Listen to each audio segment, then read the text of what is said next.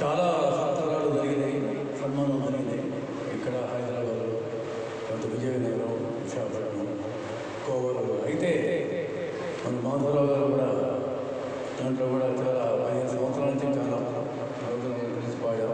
Live ఆర్కెస్ట్రాలను చాలా పాడేవారు. తర్వాత ట్రాక్స్ పాడుతూ ఉన్నాం.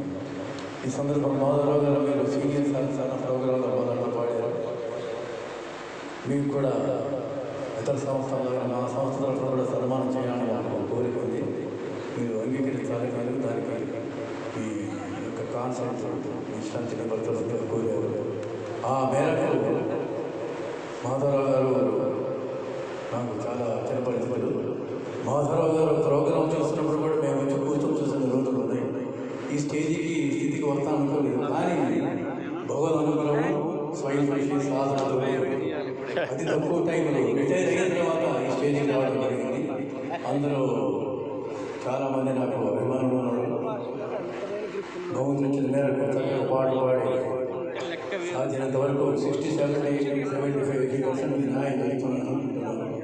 ఈ సరస్వత సంస్థల గురించి నాకు చేసినటువంటి ఒక సన్మానం ఇంకా నాకు 80 పూర్తి కలిగి ఒక సంవత్సరం ఉంది. ఆయన 80 ఏళ్ళ 80 ఏళ్ళ కూడా ఈ విధంగా యాక్టివ్గా ఉండి పాడి బండి నడుపుతూ స్కూటర్ నడుపుతూ అన్ని కార్యక్రమాలు నిర్వహించుకుంటూ ఉన్నారంటే బహుదానుగ్రహం. నా యొక్క అభిమానుల యొక్క ప్రేమాభిమానాలు నా యొక్క 30 to 40% హెల్త్ అండ్ ఎనర్జీ కూడా ఈ సంగీతం అని నేను అనుకుంటున్నాను. ఈ సన్మానించిన సరస్వత గారికి ఆయన మంది నా కృతజ్ఞతలు. Thank you sir, thank you.